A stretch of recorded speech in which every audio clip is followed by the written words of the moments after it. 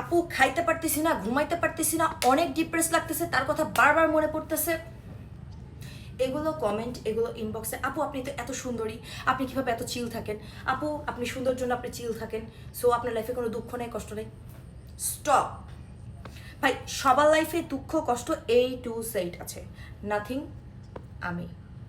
ওকে, আমি কিছুই না।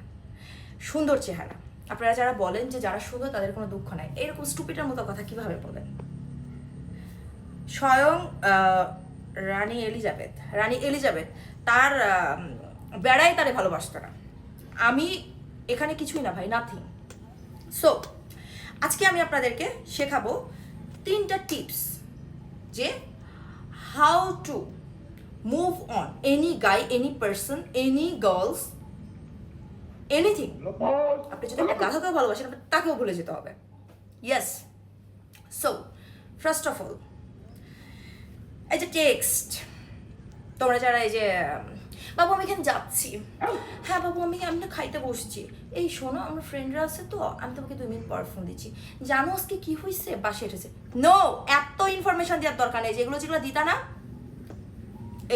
এগুলো দেখা যে এইগুলো টেক্সটগুলো করতা তোমরা, এগুলো যে জমায় রাখো, জমায় রেখে রেখে ব্রেকআপ পরে এগুলো পড়ো, এগুলো করা যাবে না। কোনো রকম পিকচার, মোমেন্ট, টেক্সট কিচ্ছু করা যাবে না। ফার্স্ট অফ অল জানতে হবে what is love. Love is a addiction, nothing else. Okay okay, কিভাবে? তুমি যদি 21 দিন একটা কাজ করো, তুমি অবভিয়াসলি অ্যাডিক্টেড হয়ে যাবা এনিথিং। যেমন তুমি যদি 21 দিন একই টাইমে খাও, তোমার 21 দিন পরেও যদি তুমি ওই টাইমে না খেতে বসো, তোমার ক্ষুধা লাগবে। ভাই যারা এই যে নেশা করে, ওটাকে ভালোবাসা ওদের নারী না পুরুষ যে ওকে ভালোবাসবে? বাট ওর যারা নেশা করে তারা একটা টাইমে ফিল করে গায়ের মধ্যে কামড়াচ্ছে, এটা হচ্ছে ড্রাগ অ্যাবিউজ, মিসইউজ। সরি, একটু মেডিকেল টার্ম ইউজ করে ফেললাম, বিকজ আই এম ফার্মাসিস্ট। অনেকে মনে করেন পড়াশোনা করি না, সারাদিন শুধু ঘুরে বেড়াই আর ঢং করি। আমার কাউকে প্রুফ করার প্রয়োজন নেই যে হু অ্যাম আই। ওকে, যাই হোক। সো তোমাকে আগে ফার্স্ট অফ অল যেটা করতে হবে সেটা হচ্ছে টেক্সট, ভিডিও, ফটো কিছু দেখা যাবে না। ওই সময়টা তুমি কি করবা? মনে পড়লে দুঃখ কষ্টের গান শুনে লাভ নাই, এগুলো সাইকোলজি নিয়ে খেলে আমাদের, নাথিং এলস। ওকে, সো ওই সময়টা তোমাকে ফানি কিছু দেখতে হবে, ফানি রিলস, কমিউনিকেট করতে হবে ফ্যামিলি মেম্বারদের সাথে। সেকেন্ড হলো 21 দিন তোমাকে ধৈর্য ধরে ব্রেনটাকে পুশ করতে হবে যে সে আমার না। তুমি যারা মনে করতেছো, কষ্ট পাইতেছো, ঘুমাইতেছো না, খাচ্ছ না, ও অন্য বেডিরে মানে অন্য বেডির কোলে খাইতেছে। ওকে, মিনিংটা ভালো বুঝবো অবভিয়াসলি। ওই অন্য বেডিরে লুতুপুতু করতে আসে, তুমি কি করতে আসো? তুমি হচ্ছে ঘরের মধ্যে বসে থেকে ডিপ্রেসড হয়ে চেহারাটার 12টা বাজাইছো। আরে ভাই, আমার জীবনে পার্সোনাল এক্সপিরিয়েন্স থেকে একটা কথা বলি, আল্লাহ তোমার জন্য অনেক বেটার প্ল্যান করে রাখছে, এটা আমি প্রুভ। আমি যখন ফার্স্ট রিলেশনে পড়ি, ওটার থেকে সেকেন্ডটা বেটার ছিল। আমি ওর জন্য 4 মাস ঘরের বাইরে বের হই নাই।